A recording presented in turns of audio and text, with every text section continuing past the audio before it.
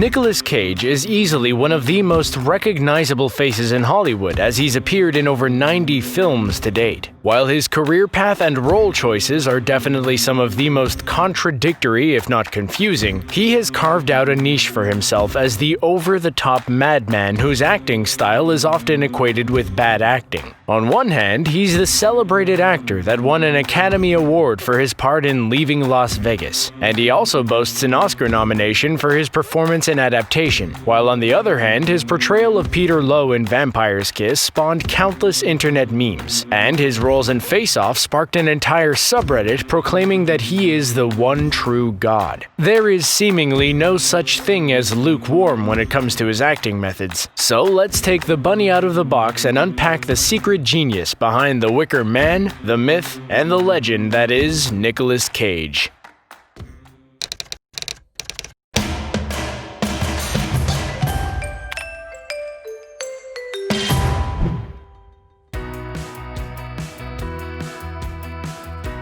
Prior to 2009, Nicolas Cage was one of the highest-paid actors in Hollywood, raking in an impressive $40 million per year with an estimated net worth of over $150 million.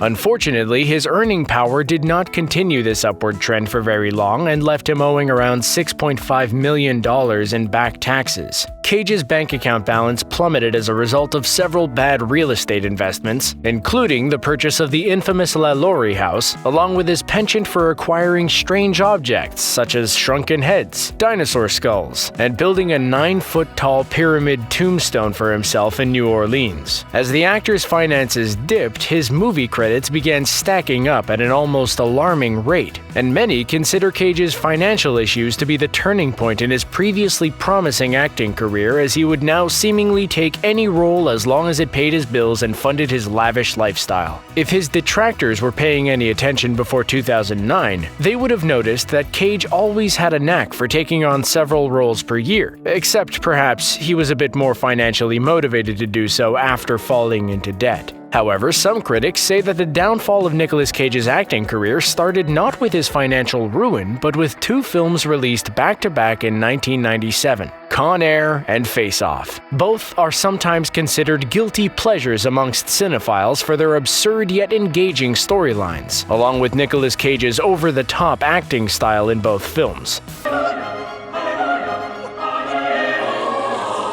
But neither film promised to be deep philosophical movies. His portrayal of Cameron Poe in Con Air is hardly forgettable, and as a protagonist caught in the wrong place at the wrong time, he's a sympathetic character that an audience can easily root for, although his mullet is the real showstopper. Nicolas Cage proved yet again that a movie doesn't need to be a deep philosophical story in order to entertain. Cage truly made his acting capabilities apparent in Face Off as Castor Troy and also as Castor Troy wearing Sean Archer's face. The movie is often considered John Woo's best Hollywood film, which is also evidenced by its Rotten Tomatoes score hovering at 92%. Clearly, Cage and Travolta as a duo only elevated the film as a whole, especially with John Travolta being seen as a second-rate actor prior to his revival in Quentin Tarantino's Pulp Fiction just 3 years earlier. Unfortunately, for the 1997 theory to hold any weight, film fanatics would have to disregard Cage's 1989 role in the black comedy Vampire's Kiss, which very well may be where Cage decided to hone his craft on a more personal level and create his own style of method acting, a method which he's known to refer to as nouveau shamanic. While Cage does have a devoted fan base, his acting style has a tendency to lean toward acquired taste. Oh God, where am I? In an interview with Variety, where he was questioned about his over-the-top acting method, Cage retorted, "You show me where the top is, and I'll show you whether I'm over it or not. I design where the top is." Only this is certain. Cage has created a persona and a technique that is uniquely his own. To truly understand the method behind Hollywood's favorite madman, we have to go back, way back, to the beginning, when Cage was still a Coppola.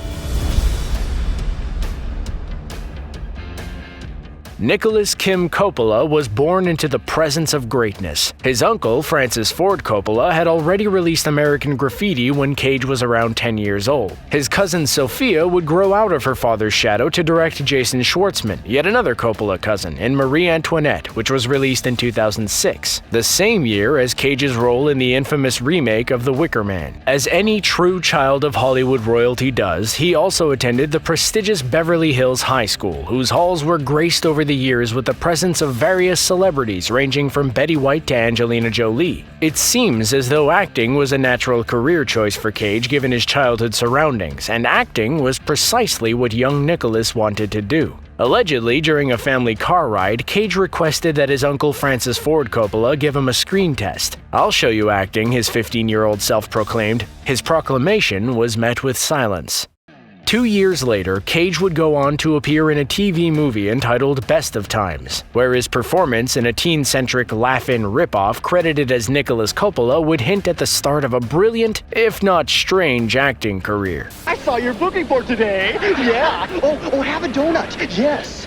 The following year, he earned the part of a fellow All-American Burger employee credited as Brad's Bud in the well-known film Fast Times at Ridgemont High. Somewhere in between those two acting gigs and his appearance in Valley Girl, Cage decided he wanted to rise to fame to be free from the nepotism his famous last name could afford him in Hollywood. Inspired in part by the Marvel hero Luke Cage, he decided to revamp himself from just another Coppola into his very own persona, and in doing so might have made the most brilliant move of his entire career. In 1983, Nicolas Coppola was officially reborn as Nick Cage. Without the hindrance of familial legacies and expectations, Cage was now free to explore himself as an actor in a way he couldn't have as a Coppola. Actors usually take decades to hone their craft, find their acting persona, and make a name for themselves in Hollywood. Fortunately, Nicolas Cage does not consider himself an actor. In fact, he has come to hate the word actor itself, as it, in his own words, implies lying. In reality, Nicolas Cage's method to approaching a role is the truth. Perhaps it's as simple as Cage being true to himself as he acts out multiple lives on the big screen. However, nouveau shamanic is not a term that Nicolas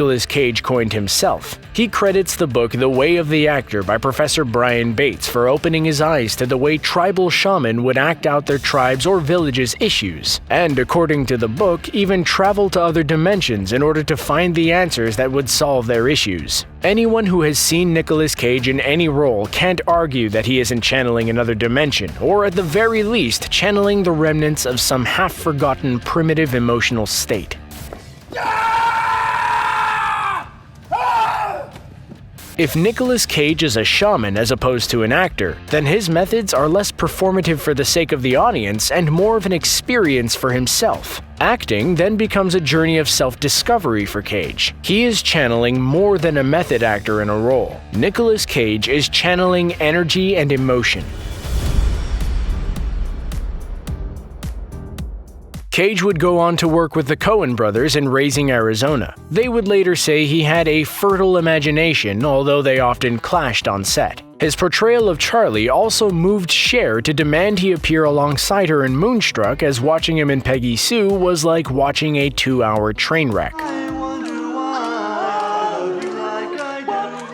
From there, Cage has gone on to work with some of the biggest names in film, including such legends as Martin Scorsese, Spike Jonze, and Ridley Scott. If these masters of film see value in Cage's acting style, then perhaps his method isn't as untamed and reckless as audiences would believe. After all, Cage has stated, "People think I'm not in on the joke." It's apparent that Nicolas Cage knows what viewers and Hollywood think of him and his methods, but it's also clear that he is above the gossip. Have you ever been dragged to the sidewalk and beat until you pissed blood? Nicolas Cage doesn't care what anyone in Hollywood thinks about his acting methods. He cares about staying true to himself. To the untrained eye, or even the unappreciative eye, Cage's portrayal of characters on the big screen may seem repetitive. However, Cage approaches each and every role he undertakes as though it was the most important role he's ever played. For Cage, there is no such thing as tepid. He has stated, "I am not a demon. I am a lizard, a shark, shark, a heat-seeking panther. I want to be Bob Denver on acid playing the accordion. And in reality, there is no better way to sum up his acting method.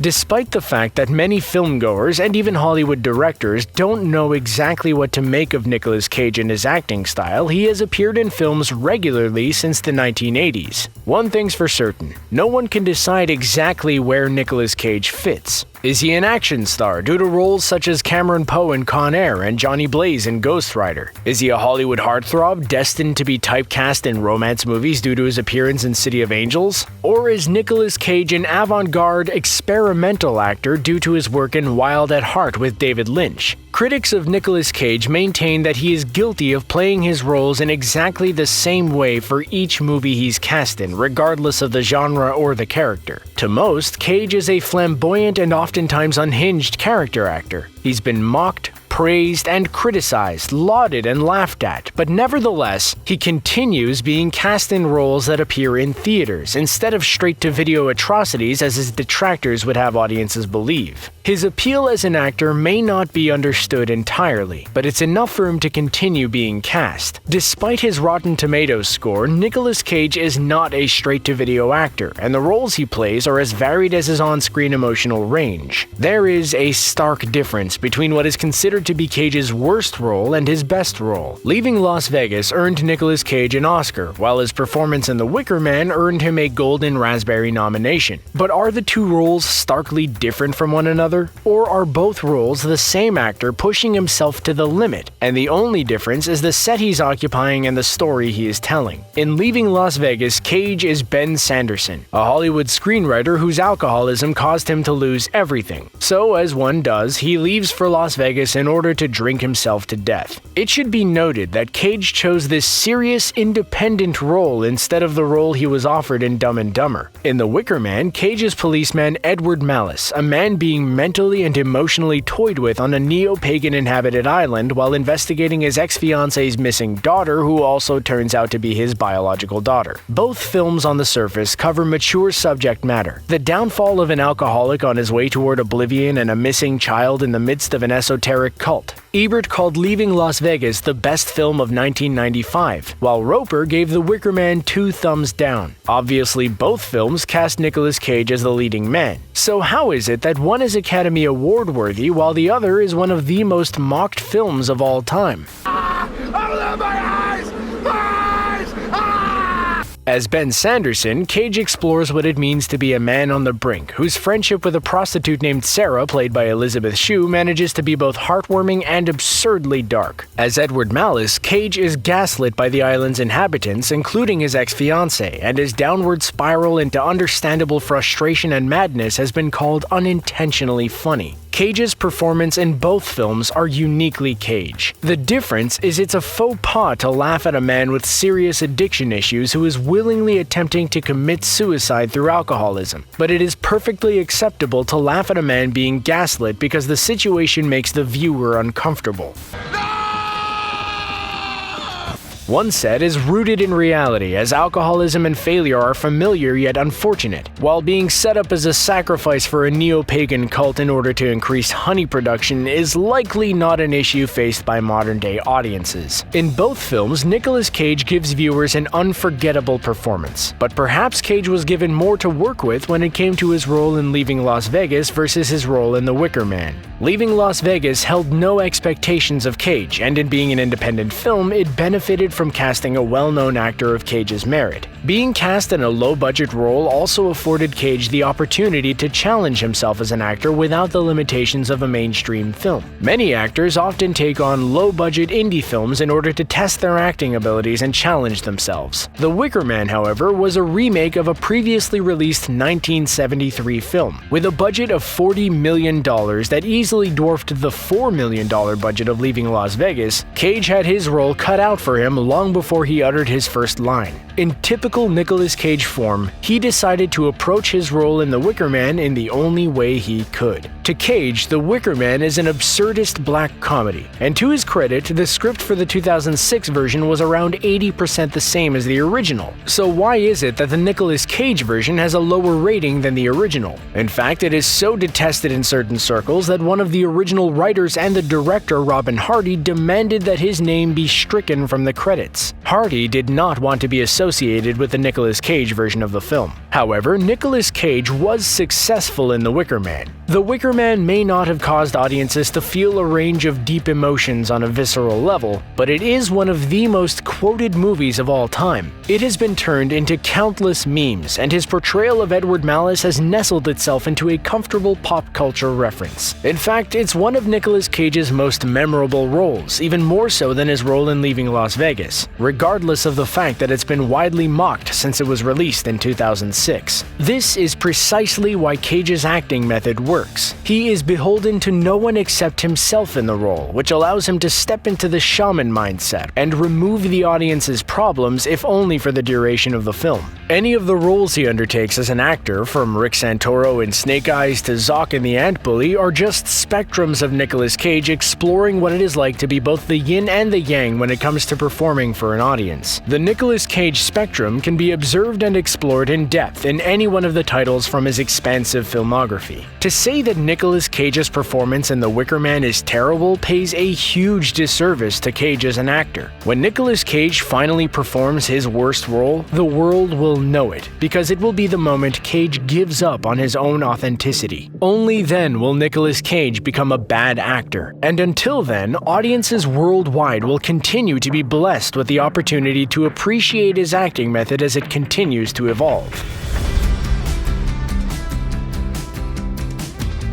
Good acting is subjective. One man's John Travolta is another man's Nicolas Cage in John Travolta's face. Of course, an actor can be as good as the director allows him to be, and as a result can elevate even the worst script. But what Nicolas Cage brings to Hollywood is a refreshing level of honesty, which is often unheard of with most actors. No matter what role Cage is cast in, audiences can rest assured that he is giving his all, regardless of whether they are capable of understanding or appreciating his method acting in that particular role. Cage does not strive to be good for the sake of the audience. He strives toward improving himself and his method for himself alone, and in doing so, he has an air of authenticity surrounding him in every role he undertakes. This is exactly why he is such a polarizing figure in Hollywood. Nicolas Cage is an unencumbered artist, and art can make viewers uncomfortable. Making Hollywood uncomfortable has been Cage's modus operandi for decades. On the other hand, perhaps Nicolas Cage is seeking vengeance for his uncle's silent refusal to give him a screen test years ago, and building an acting persona that is uniquely and almost brazenly the antithesis of the Coppola legacy. Better yet, maybe Cage truly did decide to carve out his own place in the world, free from the nepotism that the Coppola surname affords those in Hollywood. Being his own true persona has afforded him the luxury of working with some of the biggest names in Hollywood. Regardless of what anyone thinks of Cage and his prolific acting career, no matter how bizarre it can be at times, no one can ever refute that he is a memorable actor, if nothing else. His career path is truly remarkable, as Cage has yet to be pinned down to one genre. Audiences will never find him cast as the same action movie hero over and over again, because once he's made a mark in one genre, he moves on to the next. No film will ever catch Nicolas Cage in the same way as the last film. Simply put, Nicolas Cage is a genius. He is an artist in the truest sense of the word, because he not only loves his craft unabashedly, but also because he is always striving to push himself to the limit to find out precisely what over the top means to him.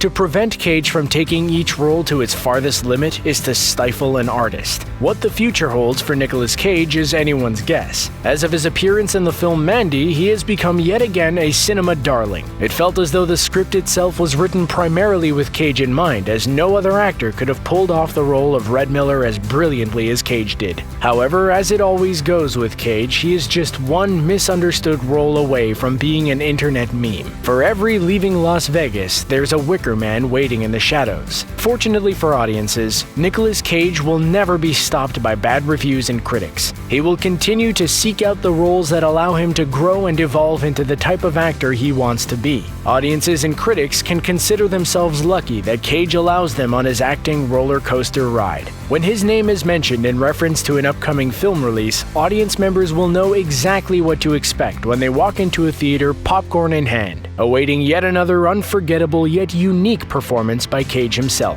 Whether his performance is Oscar-worthy or Golden Raspberry nominated, Cage will leave audiences mesmerized. They will expect the unexpected and know that he gave his all to the role. When it comes to acting, Nicolas Cage truly is a national treasure.